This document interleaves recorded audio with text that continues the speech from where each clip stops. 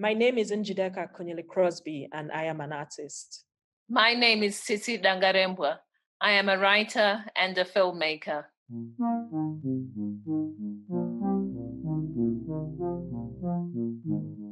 From David Zwirner, this is Dialogues, a podcast about artists and the way they think.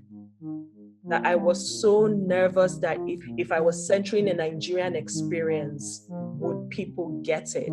And also because I wasn't interested in translating things for people. When I came out on bail, I felt that I had to keep speaking. To be silenced and to give in to fear would just make what I had done completely irrelevant. It would detract from the power of it and the usefulness of it. And so I have continued to talk. And I try to speak the truth as I see it so that I can stand behind it. I'm Lucas Werner, and every episode features a conversation. We're taking artists, writers, philosophers, designers, and musicians, and putting them in conversation with each other to explore what it means to make things today. This week's pairing, the artist Njideka Akunyili Crosby and the writer and filmmaker Tsitsi Dangarembga. Njideka is a groundbreaking visual artist who has also had an extraordinary journey going back and forth between Nigeria, where she grew up, and the US, where she now lives and works in Los Angeles. A lot of that story she tells through her paintings, which bear the visual signifiers of her upbringing and express her parallel experiences of Nigeria and America. When we asked Njideka who she most wanted to speak to on the podcast, she immediately said, Tsitsi Dangarembga. Tsitsi, who was born in Zimbabwe when it was still Rhodesia, is the author of a landmark of post-colonial literature, the novel Nervous Conditions. Published in 1988, it was the first novel to be written in English by a Zimbabwean woman and was recently named by the BBC as one of the top 100 books that have shaped the world. The book, and its teenage heroine Tambudzai, has become important to many young women who grew up in Africa, including Njideka. This year, Tsitsi published a new novel, This Mournable Body, which returns to Tambudzai, now middle-aged. The book was recently shortlisted for the 2020 Booker Prize, but in July, after it had already received international acclaim, Tsitsi was arrested in Zimbabwe while protesting government corruption. She's out on bail now, but her trial is still pending.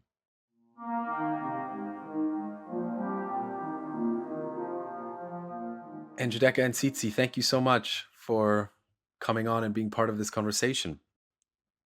I wanted to begin in a maybe less obvious way and Njideka, ask you a question first and really ask you how you first came across Tsitsi's work, which I know has been very important to you, and maybe take us through the experiences of reading Nervous Conditions and what led to your interest in the work.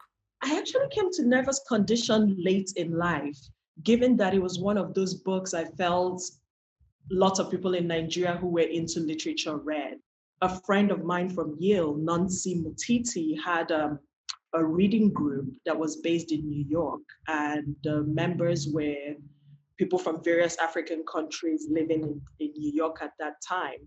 So when I met up with Nancy, we were talking about the reading group, and she mentioned that they were reading Nervous Condition.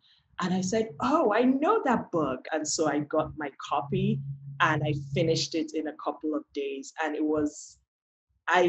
every once in a while you come across a book that you feel that resonates with you.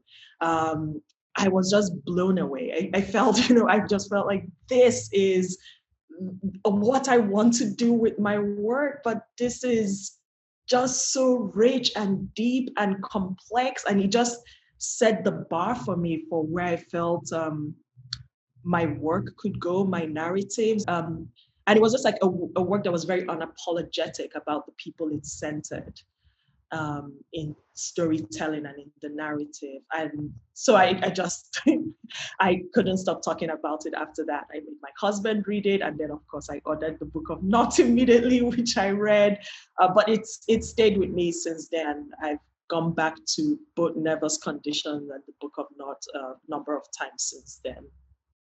I was surprised after I'd written Nervous Conditions that there was so much resonance with people, young women especially, from different parts of the African continent. I had written the story really to relate to Zimbabwean women what I thought some of the challenges that they would have to face were. And I really did it just to enable them to see their lives reflected and to maybe put pointers to how they could engage with these challenges, or at least prepare for the fact that they would have to meet them. And so it was a revelation for me as well when I realized that many other people outside Zimbabwe were identifying with those challenges and those circumstances. And the funny thing was that it wasn't even outside Zimbabwe. It was like in the world. I would go like to Sweden and have people tell me, oh, yes, I also came from a small village, and I could relate entirely. So it really was phenomenal. I am really so grateful that this book resonates with young African women. And I think the challenges are still with us, because I wrote the book when I was a young woman, which was in the 1980s. And yet I still meet teenagers, women in their 20s and 30s today who do say, very much as Njideka has, that the book resonates with them today. So in a way, that's positive that people have something where they can see themselves, but also it is a bit sad for me because it means we haven't moved on that far from the situation that we had in Zimbabwe, where women were facing those kinds of challenges 40 years ago. And you personally, of course, confronted all. I mean, you felt all of those challenges and had to navigate them, and had to navigate leaving, of course, too, right? I wanted to write a book that would be useful to young women in my part of the world, where they would recognize themselves. So now, growing up, I grew up in a very conservative family. It was a little bit schizophrenic, because while it was very conservative in terms of patriarchy, it was very emancipated in terms of education. So here, on one hand, I was being encouraged to do well at school, with all that entails, which is developing your mind and engaging creatively with your subject matter at school. But at home, I was in a completely different world, where my siblings, my male siblings, were treated in a way that was very different from the way I was treated. And so I think that is why I found myself engaging with the problematic. I had to engage with the problematic because I was experiencing it. And it wasn't that easy for me to reconcile those two things, that I was expected to excel at school and do well and have ambition for life. But at home, I was expected to be, to behave in a way that was quite submissive, and I was not expected to assert myself. And then, of course, I had been in England when I was very young. My first memories are, in fact, of England. And that was from about the ages of 2 until 6. So there was that dimension as well. I was experiencing this dichotomy in a situation where that I had come into as a 6-year-old. So it was a bit of a challenge for me.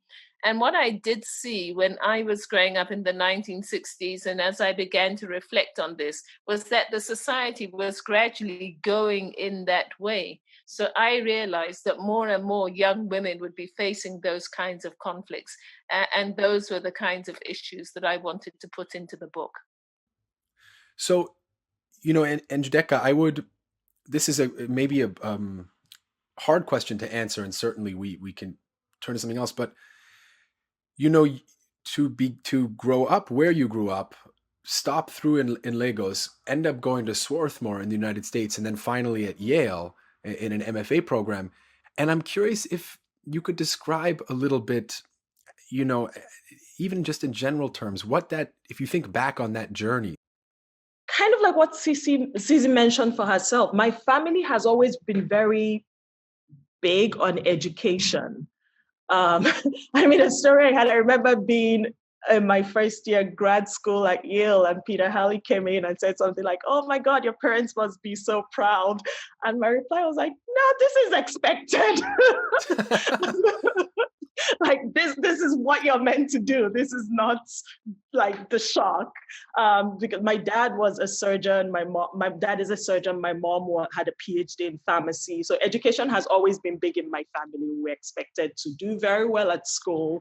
I felt, most of the conversations when you came back from boarding school was about your results. So, like you had to present it, and you were nervous if you got something that wasn't an A. So education has always been a big part of my life. So of course, everybody expected me to go into medicine. And what brought my siblings and I to the United States for education was that my family won the green card lottery, which of course this administration is trying to stop and saying a lot of lies about it. So when I came to the United States, it was with the intention of going to university to study medicine. So I think the big shift that happened for me was I had gone to the Community College of Philadelphia right after I moved to the US, and I took a painting class as a lark. I just wanted something that wasn't too difficult. In my mind, I thought, this will be easy. It'll be an easy A for me to get, because of course I'm always thinking in terms of A's and how to make my grades as good as they can be. And I ended up falling in love with it. And art had not been a part of my life growing up. And that's not to say there are not phenomenal artists and schools of art in Nigeria. I just was not a part of my immediate family and family life. And so after I took painting classes at the community college, I went on to Swarthmore College to get my undergraduate degree. And I took so many art classes that I ended up majoring in biology and studio art. And I think Swarthmore was the place where the big shift happened. And with every class I took, you end up engaging with the professor. A couple of them are still very good friends of mine. We went to museums. We had deep conversations about the works we were looking at. And in those moments, it helped me see what art can do in a way that I hadn't thought of before. Because when I was young, if you mentioned art, I really thought of it as just, you paint something in front of you to look like the thing in front of you. And when I was in undergrad, I really began to understand that it was something that could be used to talk of bigger issues.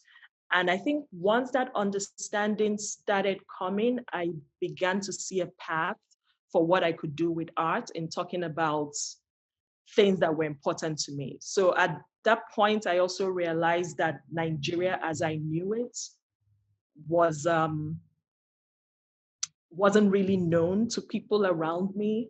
And so I started thinking of art as a way to talk about this complex, beautiful, has its issues, but interesting place I grew up in and I loved. And also the cultural renaissance I was seeing that was happening there in the early 2000s with literature, music, movie, fashion, art. Got it. And it was, in a funny way, the hardest part of the conversation, it sounds like, must have been saying that you were changing from this medical path to an art path. I think my parents, the expectations for me was that I would be a doctor. And it's one of those, I understand where they're coming from. It's, I got an opportunity that is very rare. I got to leave my little town and go to Queen's College, which was the best boarding school, all girls boarding school in the country. And it's very competitive to get into it. And I got into it. I got this really amazing education. My family had this stroke of luck, and I got the chance to come to the United States and get an education. And so it just felt like with all those opportunities afforded to me, the expectation was I was going to do something that was not a risk. I was going to do something like medicine that would bring pride to my family. Your parents can walk around and be called Mama Doctor, Papa Doctor. And so, I mean, And so to decide to be an artist, and there's also, again, thinking this was something that was not familiar to them. They do not know anybody who is an artist. There was a lot of concern, a lot of fear. The reaction was, but you're so smart. Why are you doing this? And so, I also, but it wasn't something that worried me. I understood. So I saw it as a challenge to make work that when they saw it, they'll understand why I had this need to go into this field, why I felt the urgency and why I felt it was necessary. And Tsitsi, I'm actually curious about how you got into writing and if there's any overlap with expectation for you. I've just been grinning away in Njideka because I have a very similar story. Did sciences at school, went into medicine, really started my pre-med and decided that wasn't for me. And this was in the early 1980s. And I'd actually left the country to study at Cambridge, and I came back to Zimbabwe in 1980, which was the time of independence, because, it simply did not make sense to me that here I was in a town where no one knew anything about Zimbabwe in Cambridge. No one was interested. And yet a war was ending. There was a huge conference in London. A whole country was changing its trajectory. And I thought, this doesn't make sense to me. If I am Zimbabwean, I should be engaged. I should be involved with these things. So I came back and I told my parents I would go and finish my medicine in the beginning. And then I realized, no, I'm not going to do that. I'm going to stay and make my way here. And it was a very difficult conversation, which extended over months, in fact, over years. I'll jump in after you. Yeah, and I don't think I was forgiven until nervous conditions began to do well in 1989. Yeah, I wanted to say in Nigeria, in my part of the country, Igbo, we have this saying that it's just like, there's some news you don't give over the phone. And so when I decided I was going to be an artist, which was at the end of my time at Swarthmore, I moved back to Nigeria for a year. And it was I had to do this youth service thing, but I also wanted that time to talk to my parents because I just felt like you just don't pick up the phone and say, I'm not doing medicine anymore. And so for me, it was a year. I mean, and I don't mean like a year of we have this conversation once a month. I mean, a year of this was a daily conversation. I mean, to the point where family friends would come to the house and my mother would turn to them and just be like, please help me talk to Njideka. And Njideka wants to go and do art. Can you imagine?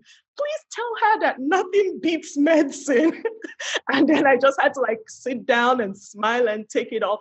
But I also felt like this was such a jarring change for them that if it took that long to talk about it, they could tell that it wasn't just something I decided randomly. Like I had thought about this deeply. I had thought about it for years. This was not something I could be talked out of,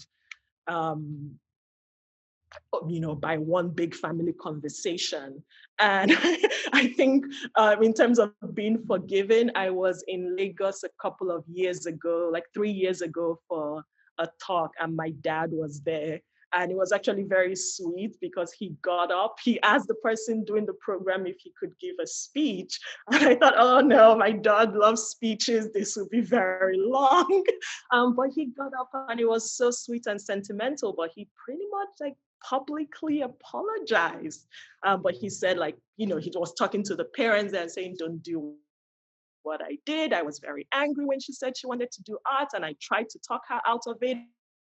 And look what we would have missed. And I was like trying not to tear up. It was very sweet. Yeah, do you know that's amazing in Njideka, because I had a similar experience around the turn of the millennium. I'd done a documentary, and at my launch, my dad was one of the speakers, And he also had that to say that, look, when she came in and said she wanted to tell stories and this was what she was going to do for a living, we had no idea, but now we see her films and we read her books. And it's amazing, looking back, one can't blame them because of the nature of the society that they grew up in. I'm sure that my mother, for example, never read a book with a Black woman in it when she was growing up and going to university. So that's the world that they came from. But it really, I found that it demanded a lot of me to manage to do what I wanted in life and still keep those family relationships on track.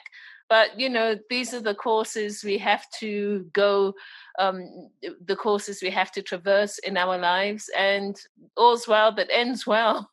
I wanted to ask you, Tsitsi, about going back. The version, it's funny, the edition of Nervous Conditions I most recently got or has an interview at the end, very brief interview with the publisher. And you talk about leaving Germany. And you say at the end, life is difficult in Zimbabwe at the moment, but my soul breathes more freely there. And I sort of wanted to ask about that, returning and changing your life away from, the European centers back to Zimbabwe. Yes, I went to Germany to study film, and I was there for about a decade, 11 years.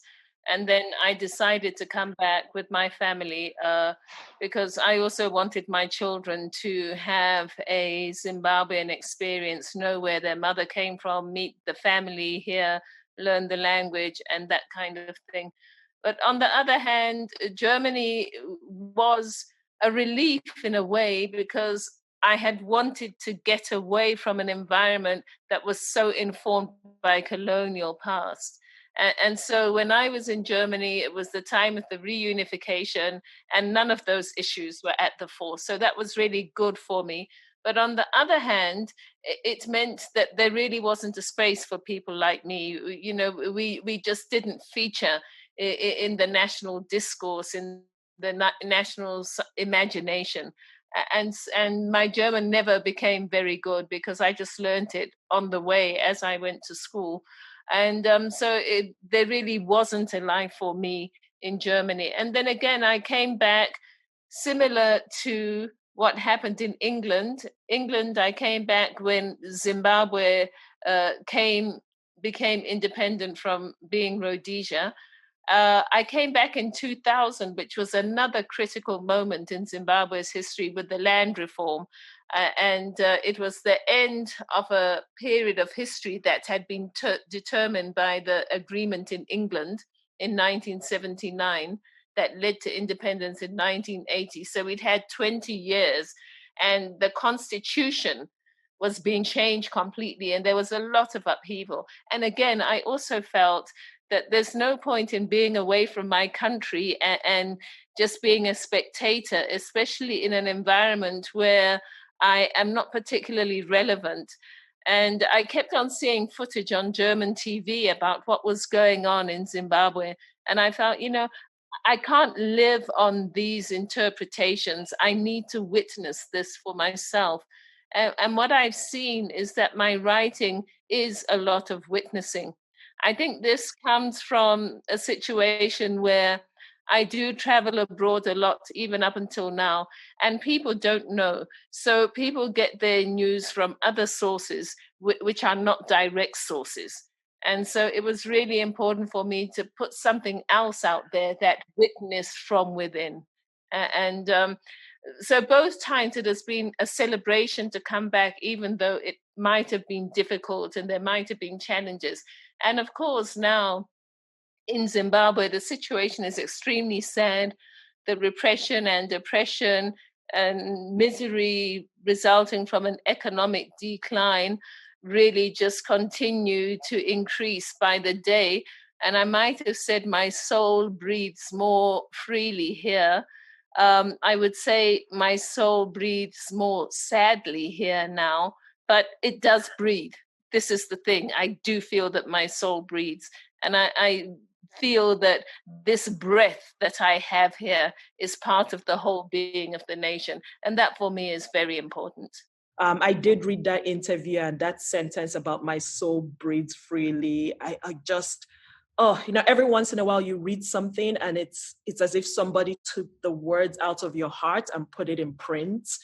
And because I keep telling people every time I step off the plane in Nigeria, when I go back home, it makes me realize that there is a weight I carry with me when I'm out of the country, when I'm living in the United States. In the moment when I'm living here, I don't realize it, but I know that I have it because I know what it feels like to step home and exhale and feel that weight come off you and just feel your soul breathe.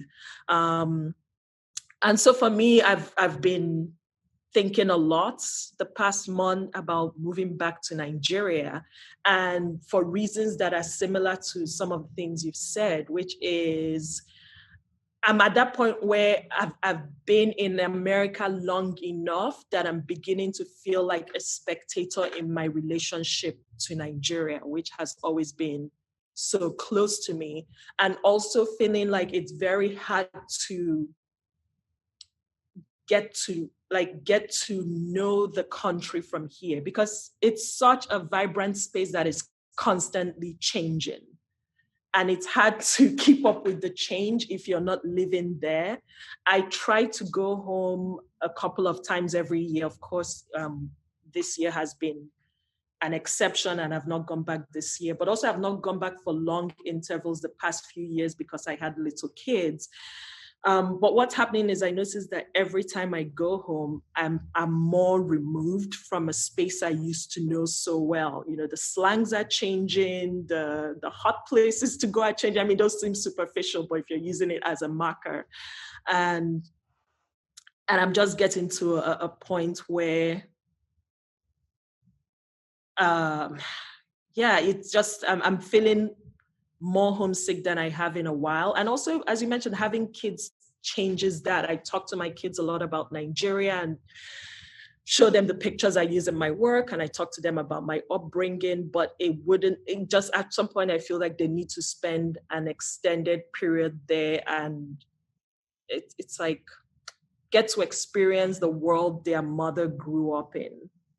And I think also just with the political climate in the United States, for a long time, my work has talked about how I've both embraced being American and being Nigerian. And I think sometimes people feel like to be American, you have to negate the place you came from. And I disagree with that, like assimilation as part of reaching the American dream. And in my work, I'm trying to show that that's not the only way. You can still hold on proudly to where you came from. I speak the language to my kids. I celebrate my culture, but I am also American. But with this administration, that has been really tough because it almost felt like in voting Trump in, the United States, like some people in the United States have like said they don't, it's almost like said they don't see me or people like me as part of the country. If you think of the anti-immigration rhetoric that he wrote to the White House, and thinking of how I fit so many things that he is against. I'm a Black woman, I'm an immigrant. And so it's been difficult to feel connected to the United States the past few years. So that mixed with just being homesick, but also seeing what's happening in Nigeria and how the people of my generation are standing up and fighting back and protesting the government. I mean, the Nigeria I grew up in, protest was unheard of. And so just what's happening feels so important and relevant. Like this is a seminal moment in the country. And I do feel like I do feel being a spectator is not enough. Tsitsi, of course, this summer you were protesting and were arrested for protesting, and I wonder if you would talk about the parallel experience you had. I mean, in Zimbabwe over the summer, and I would imagine continue to have as you continue to be vocal about the mismanagement that you're seeing. Yes, Lucas. The trajectory of my country has really been extremely saddening. And to be honest, when I wrote Nervous Conditions in the 1980s, I had no idea that I would end up standing on streets with posters and being arrested for it. I would have laughed if anybody had even suggested that that was possible or might happen in any way. But it got to the stage where I just see the decline day by day in the country. I see the hardship that people are having to contend with day by day in the country. I see the signs of mismanagement in so many things, the decline in the health services and the mortality rates going up, the decline in sanitary services, the increasing incidences of diseases like dysentery and cholera, the fact that when you turn your tap on, no water comes out. And then, of course, 2017, with the coup, we took another step towards what really is beginning to look like damnation, where the military nature of the government became increasingly apparent, and military in a very negative sense. In a very commandeering sense, where everything has to go along one track, and one is concerned with enemies, and that's the whole rhetoric now. Who are the enemies? We have to stop the enemies. And increasingly, it's the people becoming the enemy. Because if you have a military entity that is in power, the military is there to protect against enemies. So if there are no enemies out there, the enemies will obviously be inside. So this is what we are going through.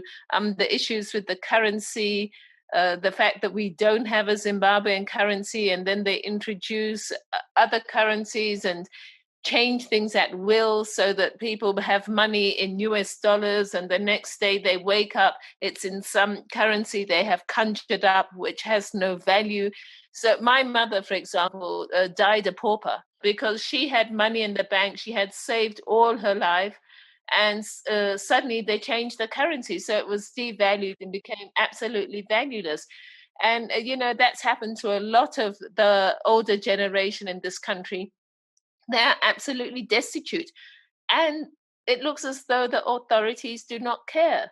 They're busy flying around in private jets. They're hiring helicopters to go from one town to another, which you could do by road in a couple of hours, this kind of thing. And it just got to the stage where when I looked in the mirror, I had to question myself and say, hey, what are you up to? What are you doing about this? You're a citizen of this country. This is why you said you're coming back twice, once from England and once from Germany, and here you are. So what are you going to do? And I felt I couldn't stay at home and just let these things happen. So then in July, one of our opposition politicians called for a demonstration. He said against corruption, and I felt that was good that he was calling the nation to action. So I was on board with that. My questions were around the reason for the demonstration. I felt that corruption was too narrow. I feel that corruption is a symbol of other things that are not working well, that are very wrong, and we needed to engage with those as well. But I decided to get on board with the demonstration. And I was also vocal in supporting the idea to demonstrate and telling people that we do need to take our future into our own hands.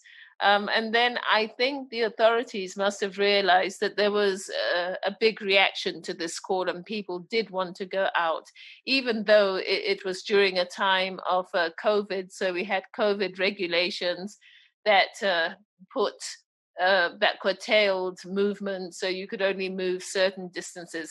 And of course, this is all ridiculous. This is just done to stop people meeting and talking and agreeing on what can be done. In spite of that, people did want to go out. And then because the government realized that, they then declared the demonstration illegal. And that was really, for me, the last insult. Simply to say that because we do not like this demonstration, you may not demonstrate. But we have a constitution which ZANU-PF itself, the governing party, formulated with other political parties, where we have the right to demonstrate. And even if I had been in two minds at that point, I thought, no, my freedom cannot be curtailed to that extent. I will be out.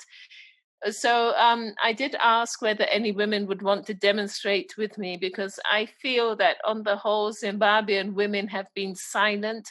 And we have seen that in other countries, when the women decide to take a stand, for some reason, things begin to move. This is something that I have seen. So I did put out a call and ask whether anybody would demonstrate with me. And then a woman who is a friend of mine said that, yes, we could demonstrate together. You know, it was part of our strategy because the government had become increasingly oppressive. And so we had advised people not to demonstrate on their own, because if you have a repressive government of that nature and you're on your own, there's no way that you can fend for yourself or protect yourself in that situation. You'll just get a group of people coming and taking you. Luckily, this one woman, friend of mine, agreed that we could go and demonstrate together. And so that's what we did. We met at a shopping center. We walked down the road, and there weren't many people on the road. Everybody was cowed. Almost everybody was afraid. There were very few pedestrians. In fact, I don't think I saw any. And there were very few cars.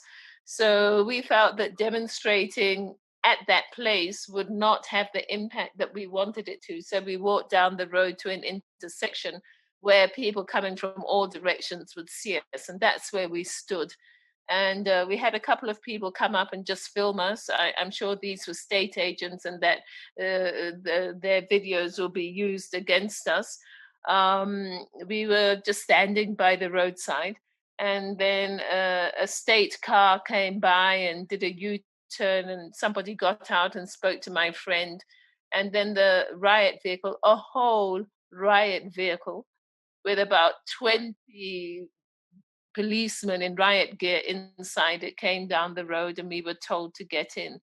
And I felt there wasn't any point in trying to talk to them.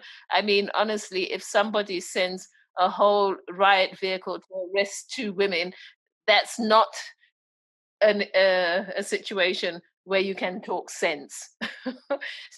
So we just got in, and they took us to one police station, and they sat us on the floor for about 2 hours. That's the norm in that police station. It's my neighborhood police station. So we sat on the cold concrete floor. It was winter, so it was very cold. And then they took us to the central police station in the city, where we met up with some other people who had been arrested. And I spent the night in prison. And since then, I've been to court about 5 times. The whole process is dragging out. And I have another court date in November. It will be at the end of November. And I hope that they will give me my trial date, and then I wait for the trial. But I had to consider very deeply whether I would continue to speak or whether I would be silenced when I came out on bail, because I was allowed to come out on bail. And I felt that I had to keep speaking. To be silenced and to give in to fear would just make what I had done completely irrelevant. It would detract from the power of it and the usefulness of it. And so I have continued to talk. And I try to speak the truth as I see it, so that I can stand behind it. The state discourse at the moment is that anybody who does anything is being paid by a foreign government. For example, in the run-up to the demonstration on the 31st, state agents on social media were putting out tweets saying, oh yes, all those people who are going to demonstrate are going to go to the US Embassy and be paid $20. It's just so ridiculous. It's sad. When we were actually picked up on the way to the police station, that was one of the questions that the police asked me, who's paying you? I really became very offended. And I said to the young man, I said, do you really think that anybody who does anything in this country has to have someone telling them what to do? That there is not a single Zimbabwean who is capable of looking at a situation for herself or himself and deciding, in this situation, I will do this. I said, why do you have such a low opinion of Zimbabweans? And that led into a very interesting conversation, because he then said to me, well, you know, we Black people, we have a certain place in life, and we know that white people have a different place in life. And we took this conversation from there. And it was so shocking. I was almost in tears by the time I got to the police station. Thank you for sharing that, Tsitsi.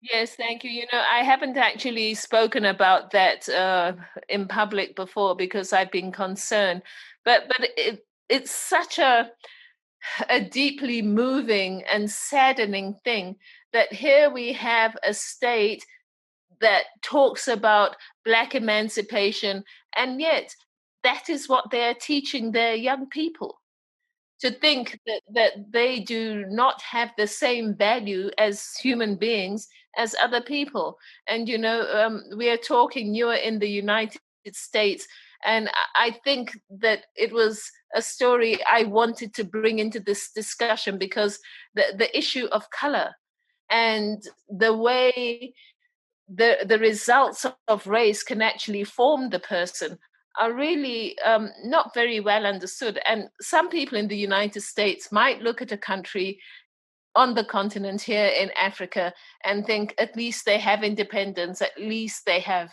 Black rule. But what does that do if we still have a whole generation of young people? These were very young men, probably in their 20s, maybe early 30s. What good is this Black rule if it is not forming our young people into whole beings who value themselves?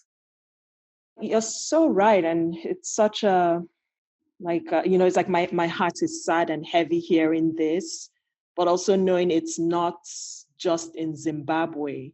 And I think Chinua Achebe said something along the lines of, one of the things that happens when you're colonized is just they make the people feel that like their cultures, their food, their languages, like the things that make them who they are inferior. And that just really sips in really deep. And I think something I start seeing, especially in my generation in Nigeria, is people standing up and questioning that for the first time, and just seeing the power in that, and just people really thinking like, why can't I teach my children my language? I mean, I have people in my parents' generation who did not teach their children the local language because they felt like if you speak the language, you won't be considered smart, which is so sad to think of what has happened to like the psychological state of a group of people when they feel their language, learning this language will make you dumb, or like having the accent when you speak English will mean that you're not, somebody who is high class or somebody who is educated. And so much of what you see happening in my generation is like us trying to shed that baggage that has been in the country since we were colonized by the United Kingdom, and seeing people trying to stand up and own our stories and tell our stories. I think something that has done it so well is Nollywood. And Cece, you mentioned earlier on, like someone like your mother might not have read a book that centered a Black woman or had like an image of a Black woman on the cover. And I was thinking of the first time I watched a Nollywood movie, and Nollywood is a Nigerian movie industry, which is like the third biggest in the world right now. But I remember they do in Nigeria, they show movies on Saturday evenings, like Saturday really late at night. And I had fallen asleep this Saturday. But on Sunday, my older brother and sister were telling me that they had watched the movie. and it was called Living in Bondage. And they talked a little bit about it, and we moved on. And then later on that day, the TV was showing Living in Bondage again, and I was going to watch it. And I remember the opening scene started, and it was Nigerian characters.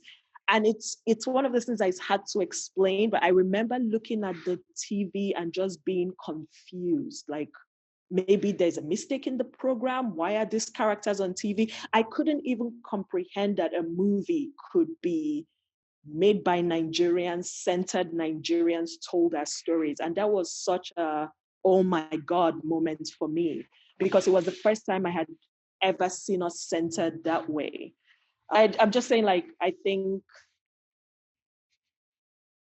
it's heartbreaking that that thought still exists. And I think what chips away at it is us telling our stories, us centering our stories, Tsitsi, with your books, with your writing.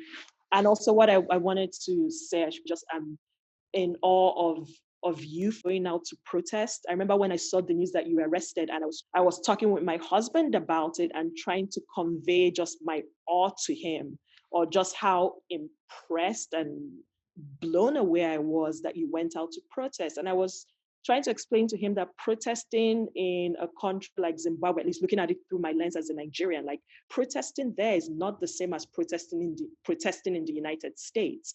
The point I was making to him is like, in the Nigeria I grew up with, the journalists who challenged the president, who wrote things that exposed the corruption that was going on in government, they vanished. So when you grew up in a country where you see that happening, what the military rulers do is that they weed out dissent. You just learn to keep quiet. So people will talk in whispers in their living room, like everybody complains about politics and what people are doing wrong, but you never speak out loud because doing it endangers your life. And so I was explaining to him that you don't understand what it means to go out and protest in a country where dissent is not tolerated. Like they will want to shut you up by any means necessary. And like, I'm not joking when I say by any means necessary. And I mean, we had this conversation some weeks ago, and then last week, all the news came out from Nigeria about protesters being silenced by any means necessary. And it was just sad to see that even so many years later, like nothing has changed. And I remember telling my husband, like, this is why protesting in certain countries is such a dangerous act. It's like you're really putting your life on the line when you do that. Yes, Njideka, that is true. The situation in Zimbabwe had improved around the time of the coup, 2018, 2019. The army was quite trigger happy, and there was a lot of protest about that. And with the international eye on Zimbabwe, it became necessary for people to be more circumspect in their behavior. So what we've seen this year is abductions that were associated with the protest, but the army has not been as trigger happy as they had been in the last 2 years. You know, but for myself, when I decide I will do something and I've weighed things up in my mind, I don't want to think about that, because otherwise you won't do it. You know, of course, every time I go out, because that wasn't the first time I'd been out, every time I go out, I'm concerned about what might happen. But I was just trusting that things were a bit quieter now and hoping for the best. What can you do?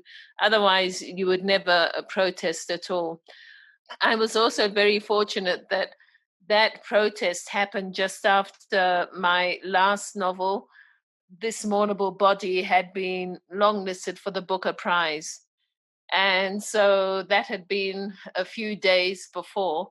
And so my name was already in the international press. And so as soon as I was arrested, there were people who saw it happen and took photographs and video footage. And so the news went out. And it really is a good thing, because since I already had that profile in the media, the story was picked up. And that again brought attention to Zimbabwe, which, people who do things that are evil basically do not generally want to be seen to be doing them. And so, with that international attention on Zimbabwe, it meant that some things that might have happened were now less likely to happen. And that was a good thing. I wanted to ask about the book. I'm glad you brought it up, Tsitsi, this Mournable Body, because, as I read it, I was surprised, as I think some reviewers were, by some of the changes that take place, and the anger, but it sounds like some of what you've been experiencing in Zimbabwe is bleeding into that change in the narrative, away from a kind of almost optimistic potential, which despite the complications is certainly how Nervous Conditions sort of ends. Yes, definitely. The situation in Zimbabwe now feeds to the environment that I depict in this Mournable Body, and the way the character moves through that environment and how she reacts to it. It is really very important for me to write literature that speaks to people about their present conditions, where they can recognize themselves in those conditions. And so, for me to have written about a character who's really doing well, who is able to achieve her objectives in Zimbabwe, would really have been a stretch of the imagination, or one would have had to have a character whose objectives are questionable, because we do have them. We have people who decide, okay, I'm going to join with an oppressive party in order to benefit from being there. We have one party leader, Ms. Coupe, who is now the leader of the opposition, who is on video telling people, well, let's be honest, we get into politics for money. So there are people like that. And I could have taken that kind of character. But again, it would not have been a positive narrative. So I don't know how I could have written about a woman who is trying to realize her ambitions and build a life for herself in a country that is in total decline, economically, morally, socially, politically, in terms of service delivery. It would not have been a story that had any human truth. And I don't think that people would have responded to it, because it simply would not have resonated with the world that people are experiencing. I may go on to maybe try these stories about people who are in higher places, but that is also so complex. And to be honest, when I look at those worlds and I see the kind of evil that props them up, I'm not really sure that I want to engage with it. I guess the question for both of you is what can and should be done in the face of these complications. And these are, of course, very different situations. This is just a minor example, a question I don't ask anymore when I'm in Nigeria and I'm talking with friends or people I meet. You don't really ask people what they do, because it can be an embarrassing question, because there are so many people without jobs. The work I do now was really developed my second year of graduate school. And my time in graduate school was very difficult, because I knew I had an idea of what I wanted the work to do. I knew I wanted to center it on Nigeria, to talk about Nigeria as a space of difference, to talk about Nigeria as a space that is made up of, there are different outside factors that have become interwoven with Nigeria to yield this new Nigerian culture that I wanted to talk about. So there are leftovers from when we were a British colony. There's American popular culture that was being consumed a lot in the country. And those two things mixed in with the different tribes from different parts of Nigeria to kind of create this space that was like a cultural hybrid in a very fascinating way. And it was a space that is constantly changing as different influences are coming and we're negating certain influences. So I knew that I wanted to have my work rest on that and using my life story to talk about this as someone who grew up in a town, had a connection to the village, went to a cosmopolitan city, then moved to the United States, and all the complicated spaces I've experienced. So, but not just my life, but also thinking of my parents and my grandparents. So once again, like thinking of nervous condition, how each generation occupies a more complex space. So my grandparents who never left the village, to my parents who grew up in the village and then moved to town for higher education, to my generation who grew up in town, used to go to the village, moved to the city for higher education, and then a number of us left the country, and now some are going back. So thinking of how the experience for each generation changes. And now in my work, I've started thinking of even my kids who are inhabiting an even more complex space. They're American, but being brought up by a Nigerian mother who is kind of like stressing her culture to them. And they're, it's a space I don't really understand because they're not talking yet to explain that to me. But anyway, why am I talking of all this? So I knew what I wanted the work to do, but when I was in graduate school, I had a hard time with my studio visits with my professors because it's like, I felt like nobody understood what I was trying to say, or there was a lot of, like, we don't know what you're trying to do. Why don't you make work about this? And then of course their recommendation is some like American understanding of Nigeria. Like, oh, why don't you make work about it was always like the stuff you see in the news. And it was that single story, that one story that we keep getting reduced to. And I wanted to talk about a more complex space. And it was a very frustrating time for me because it just felt like with everybody I talked to, nobody understood, or people were not encouraging. Yeah, so I got so much pushback, or just a lot of people feeling like we don't understand what you're trying to do. I mean, I got an academic warning letter because they felt I was too lost, but I didn't feel lost in my head. It just felt like nobody could connect to the story I was trying to tell. And so it actually made me begin to question myself, like question the space I knew and an experience I had.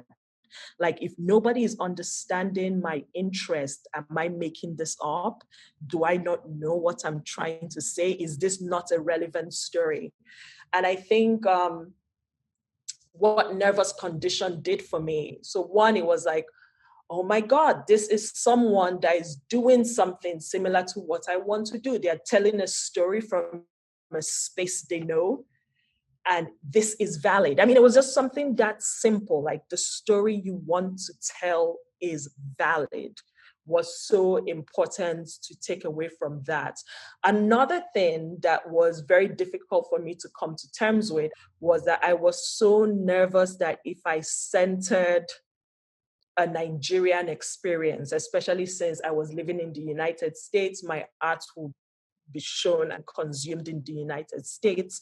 Mostly, if I was centering a Nigerian experience, would people get it? And also because I wasn't interested in translating things for people. So within the work, I'm using a lot of photographs from Nigeria. A number of the photographs are very politically weighted. A number of them about very important events or people in Nigeria, but I don't give any kind of translation. So if you're Nigerian, if you grew up in Nigeria in a certain time, you know exactly what those pictures are referencing. But if you're outside that space, you're locked out of that understanding. And that was a critique that came up a lot my second year in grad school. And I just felt like I couldn't explain to people how, like, I really am not interested in translating things for people. There are certain parts where who is centered, what is centered is a Nigerian experience, like this growing up in Nigeria in the 80s and 90s. And if you're outside that space, it's just not for you in that moment. And like everything cannot be for you. And I kept getting pushback about that. And I just started questioning myself, and reading something like Nervous Condition gave me, just made me believe more in what I was doing. Like I think something I really loved about the book is the lack of the explanatory comma. It's like sadza, comma, the meal made with corn that is eaten in blah, blah, blah, comma. That's just not done. And just reading it and seeing that even though for me, I was clearly outside the space, there were things that weren't translated and I didn't understand those dialogues, but I could still follow the story, was so heartening to see. It made me say, like, see, this is possible. You can center in this one story, you can center a Zimbabwe homestead experience, complete with things that are specific to that space and language and phrases, and center them as your audience. And someone outside me can still read it, enjoy it, appreciate it, even with those holes in my understanding of the text. And so that was like, it was like something I saw that just gave me fuel to keep on with what I was doing. So I just want to say thank you to Tsitsi for that. That's a lovely story, Njideka, and I'm so glad that something that I did had a positive impact on you in that way. Something I consider in my work is I think of each piece as chapters in a book. And so actually thinking of all the works together as one continuous story. So that's a thread that has been really enjoyable for me to see in the trilogy through Nervous Conditions, The Book of North, and this Mournable Body. And I have some characters I work with. So I have this character of the Nigerian woman that is based on my life, but I do think of her as her own person, and she's shown up a number of times. And I was thinking something, and I don't know if this is why you did it, but I'll speak for my own work. Something that I really enjoy with using one character and just kind of keeping her through multiple works over time is that it's almost like there is a shift. I'm trying to talk about a place that is shifting. So talking about Nigeria in my grandparents' time, talking about my Nigeria in my parents' time, talking about Nigeria in my time, and even within my time, the time when I was there and Nigeria now is very different. So it's almost like as I'm talking about a place that is shifting, the hopeful times, like right after independence was this period of hope. With the discovery of oil, the British had left, everybody thought things would be perfect. And then that loss of hope and how corruption came in. Then there's the Nigerian Biafran War. And then the past decade or so, this coming up of hope again as this cultural renaissance is happening. And as I'm looking at this shifts in time through the country, it's like almost like as I'm following the timeline of the country, it helps me to have this one constant that moves through the narrative I'm working with. And so it's almost like a mapping tool for me that helps me map the shifts in the space, in the country over time. No, it's very interesting that you say that, Njideka, that the storytelling is also mapping a place and the evolution and trajectory of a place. Because when I began Nervous Conditions, I was looking at that moment in time. And then I realized that a place has a trajectory of development, which also affects how people can be in that space. And it did become important for me to show that, and to show how a person may negotiate one's life in a changing place. for people who live in countries that have been relatively stable for, let's say, the last 40 years, changes in the actual place may not be so significant.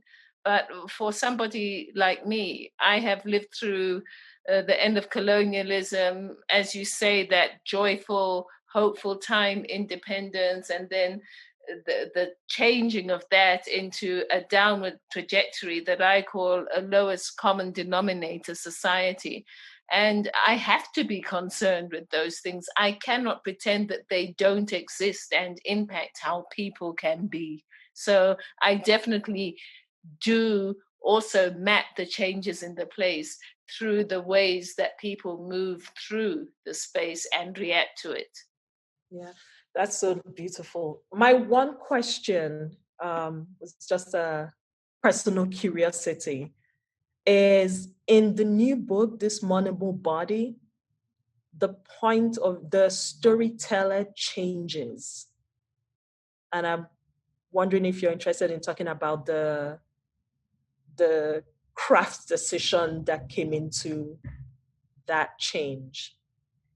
Yes, Njideka, I changed the point of view of the story in this Mournable Body because I felt alienated from Tambudzai as a character. And it's related to the negativity that she embodies.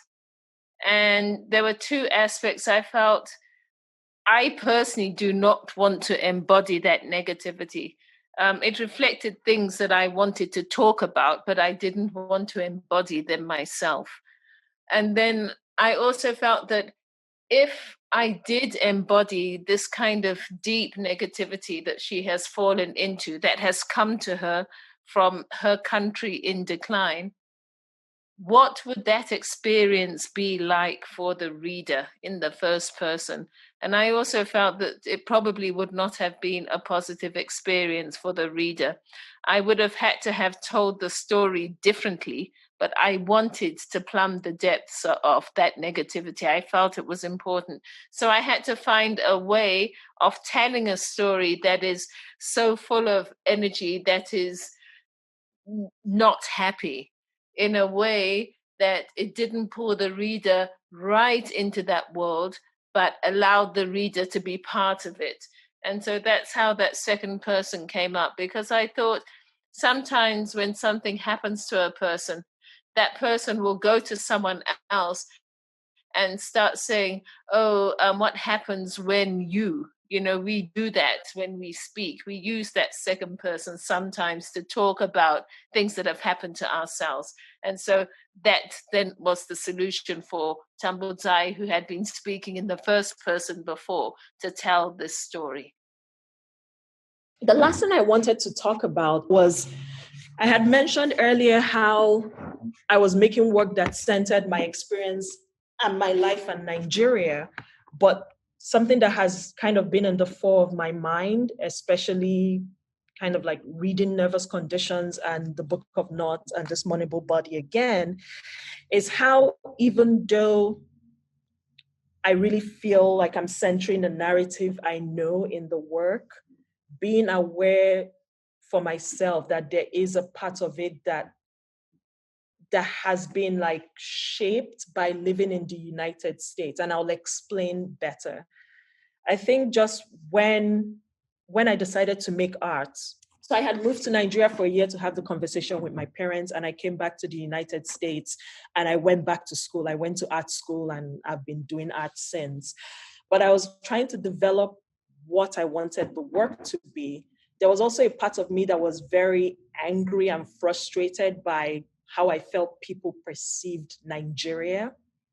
And so I wanted to use my work to counter that, to feel like, okay, these people just have this very basic understanding of Nigeria, if at all. Like, people ask me the most ignorant questions, and I wanted to show the Nigeria I grew up in. But now I'm at a point where I feel like I was so interested in countering the negatives that I might have focused on the positives a bit too much. In my mind, I've always felt like I centered myself and Nigeria and my Nigerian experience. But over the past few years, really questioning if my narrative has been affected by the outside opinion of Nigeria. But there is a lot that is wrong in the country. And feeling like my work doesn't quite touch upon all those things. Like there are references in the pictures here and there, but they're a little bit subdued. And I think just talking again about things, reading the trilogy again and the things I'm influenced by and want to kind of like incorporate into my work is I really admire how you don't shy away from the painful and the difficult. But, you know, it's kind of like how people say, oh, you don't air your family laundry in public, or there are things you keep close to the house or like close to your heart, or there are things you whisper with your family and you don't shout it outside. And in playing down those, I'm actually doing my narrative a disservice. I don't know if any of this is making sense or resonating with you, but I love how it's like thinking of, for instance, just nervous conditions. That's like most hopeful one, but Tambuzai is this incredible, industrious character who is looking ahead, looking forward, wants a better life for herself. But even within this beautiful, hopeful story, you don't shy away from showing the problems she's working through, or like the things that hold her back as she's trying to move away and achieve her dreams. And Njideka, I love your work. And when I look at it, it speaks to me in an authentic voice. But I do not look at it and I say, I don't know that. That is not true. I look at it and I say, yes.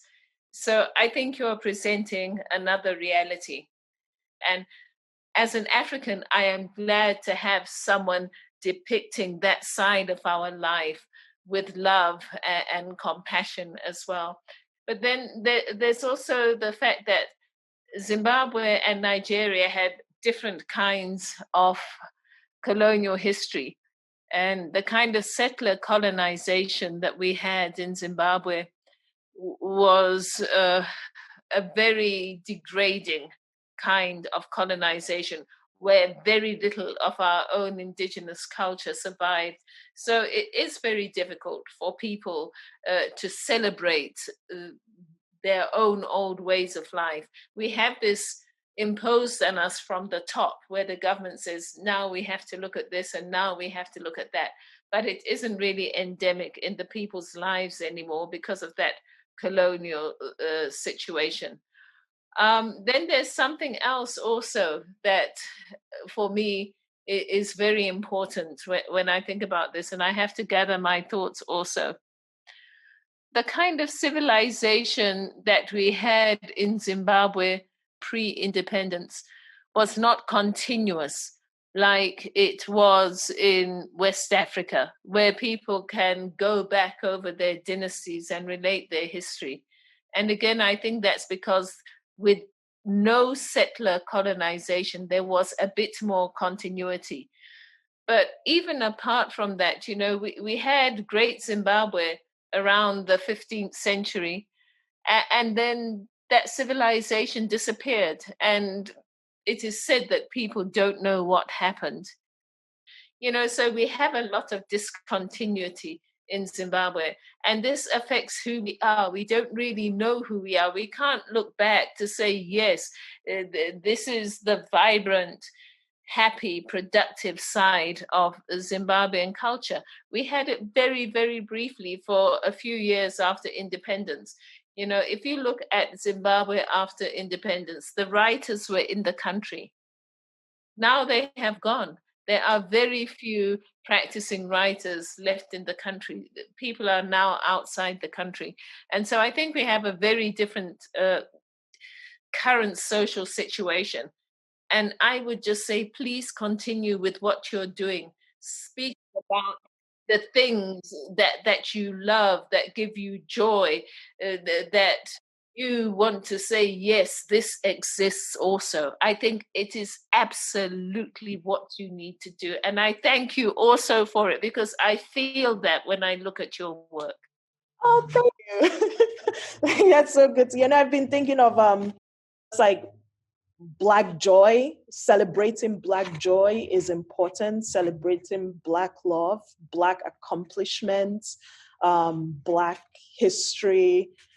It just the like I mentioned earlier, the last few years have been tough. Where I feel as a Black immigrant woman in the United States, there's just this anger that I've carried with me for almost 4 years now. And it's overwhelming, it's overpowering. Sometimes it makes it hard to work.